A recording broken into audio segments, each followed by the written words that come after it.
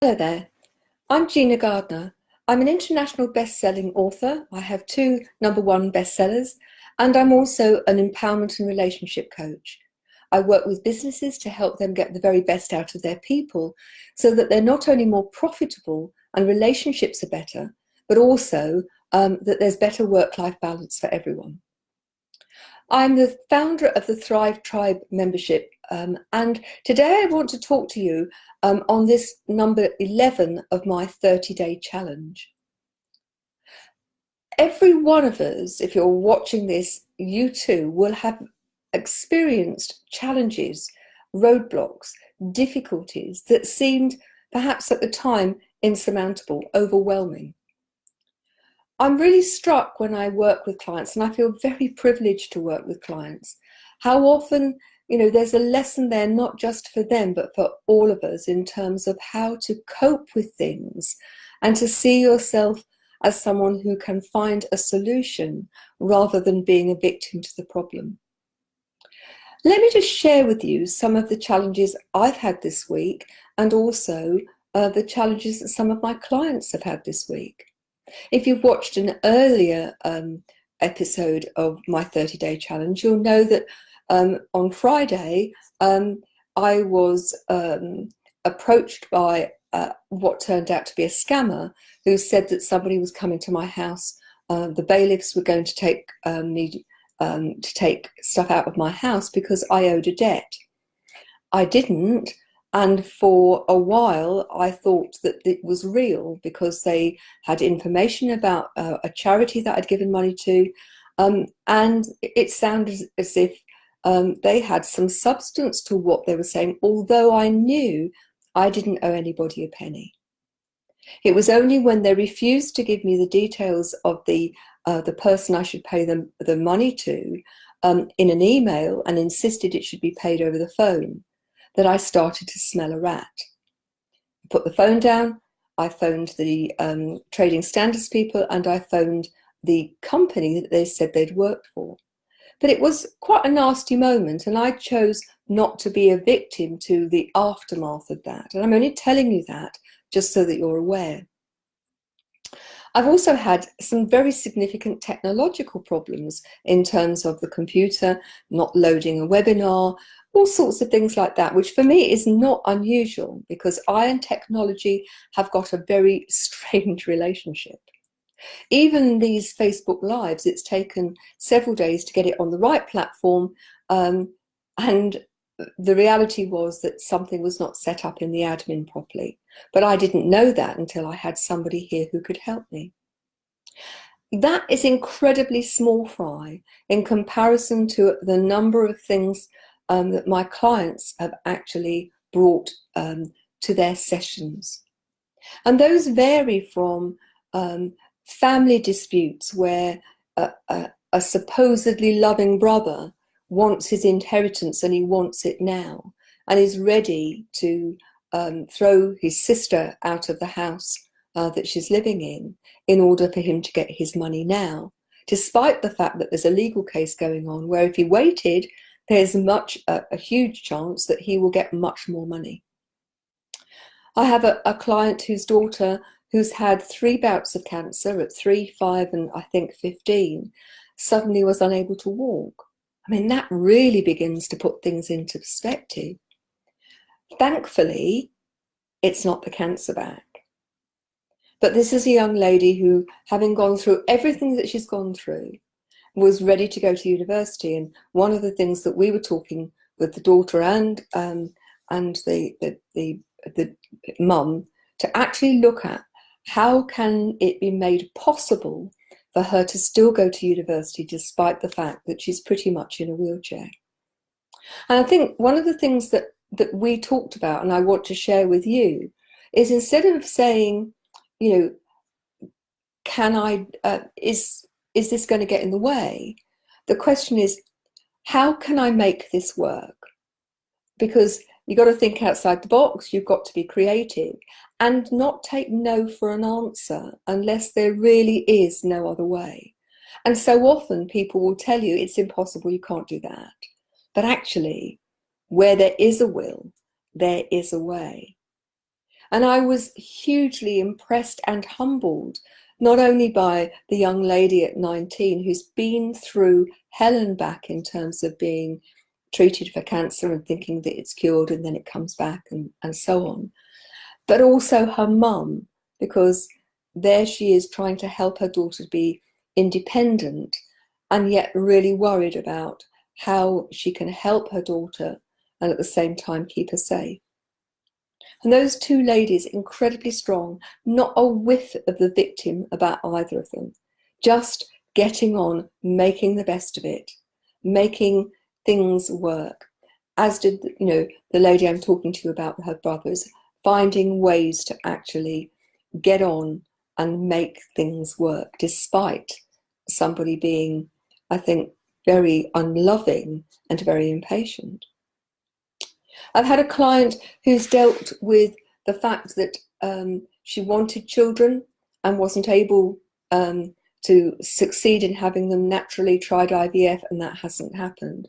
And so she and her husband are wrestling with the whole issue around fertility. And I'm sure there are many of you out there who would like a child and can't have it, or have children and perhaps they have problems, either disabilities or they've got problems at school. It's not always how we think it should be.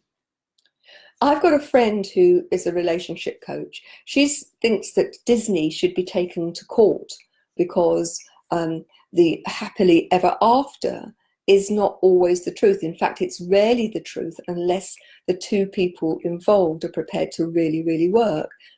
And one of the clients that I've worked with this week is trying to wrestle with the fact that her husband, she's only been married about 18 months, that her husband and she are not in a happy ever after.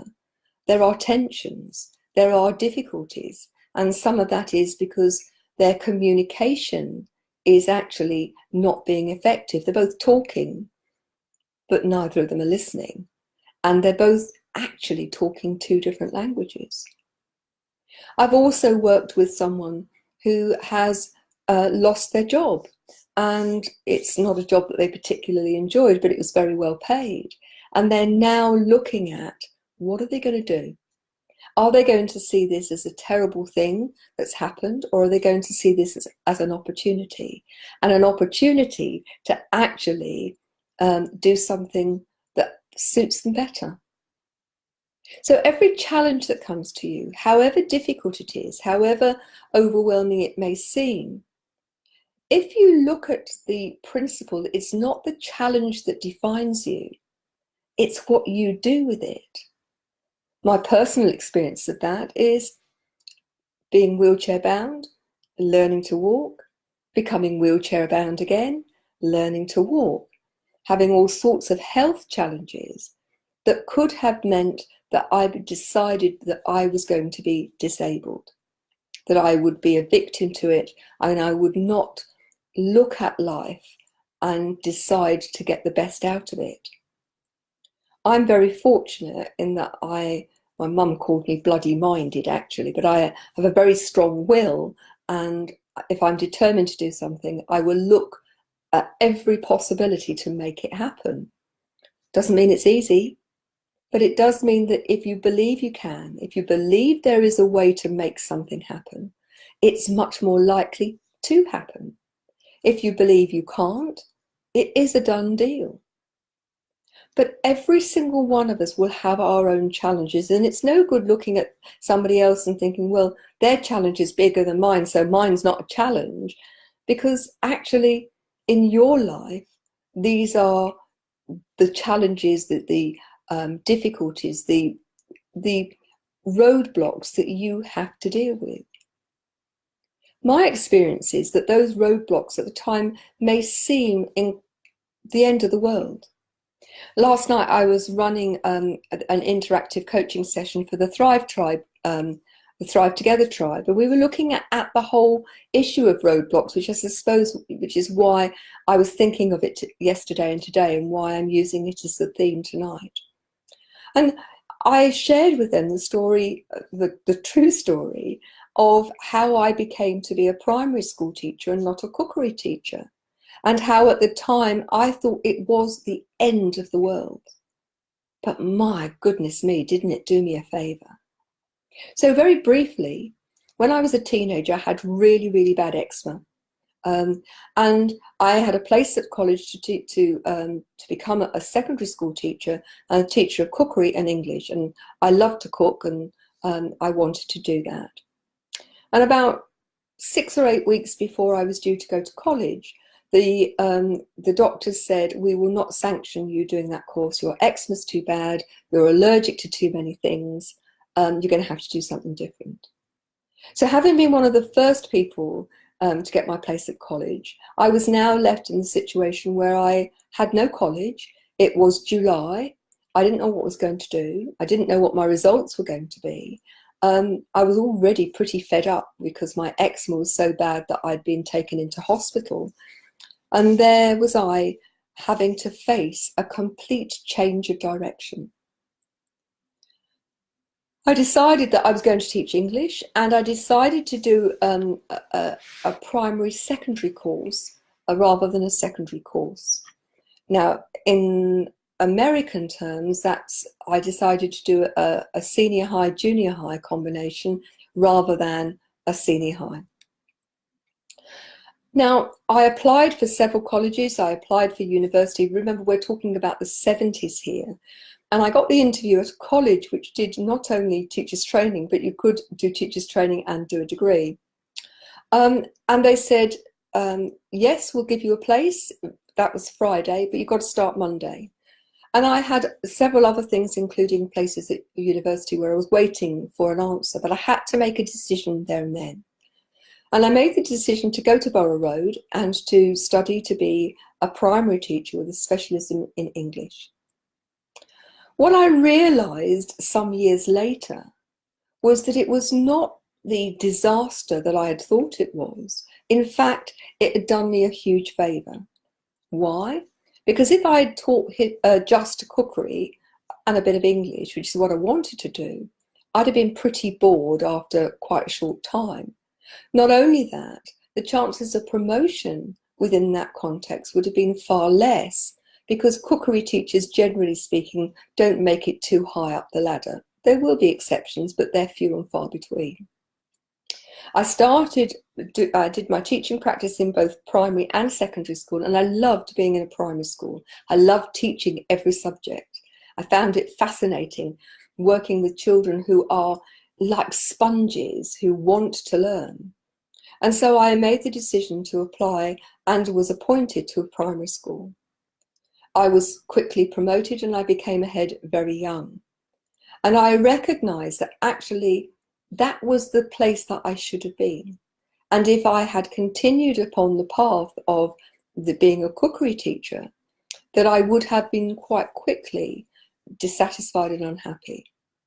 As it was, when I left college, I decided I wanted to go to evening classes, was not at all impressed with the classes they had on offer, and went to see the person who was running them. And he said, well, if you want something more adventurous, well, why don't you take the class?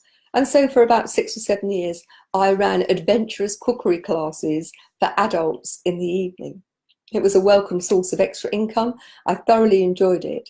But what I realised in those years was I wouldn't want to have been teaching cookery every single day, day in, day out, repeating a syllabus across quite a narrow range. And I've no doubt that each of you, if you look back, can cite examples where something that you thought was potentially a real disaster turned out to be perhaps one of the best things that could have happened to you. That's really common for people who are made redundant when later on they find a job that suits them better. And you'll be surprised how many people who have a health scare, a heart attack or something where they actually do recover, but they recognise that it's helped them change the way in which they've behaved, to take more care of themselves, to spend more time with the family.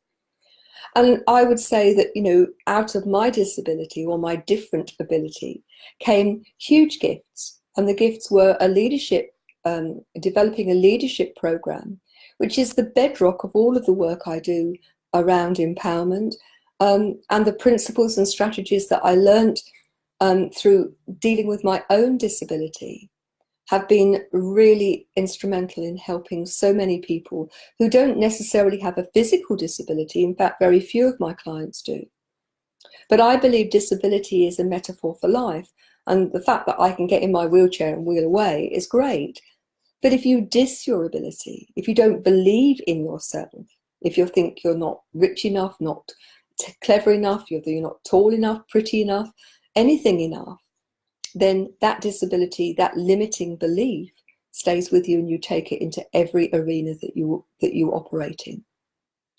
So for all of you, I would say, look at all of the things that happen in your life and be open to the possibility that things are not as difficult or as desperate as they seem.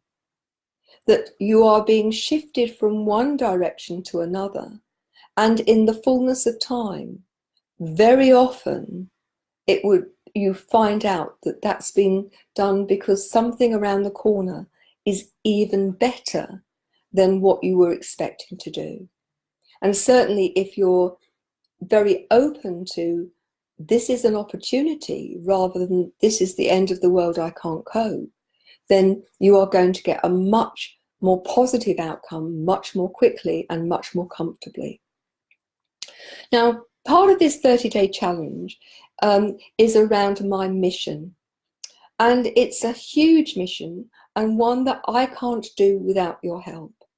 My mission is to positively impact on 1 million people in the next 5 years, to help them step into the power that is within them when they recognize that they are enough and that they are genuinely, authentically being who they are meant to be. You're not broken. You don't need fixing. What you do need to do is have a great relationship with yourself.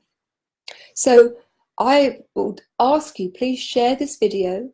Please go onto the website, download a free digital copy of my latest book, Thriving Not Surviving, The 5 Secret Pathways to Happiness and Success. And if you want to be part of a group of people, like-minded people who want to make a difference to their own lives and the lives of others, then come and try the Thrive Together tribe for $1 for a month. What have you got to lose? So thanks for joining me, and please help me share this and get this out to as many people as possible. Thanks a lot.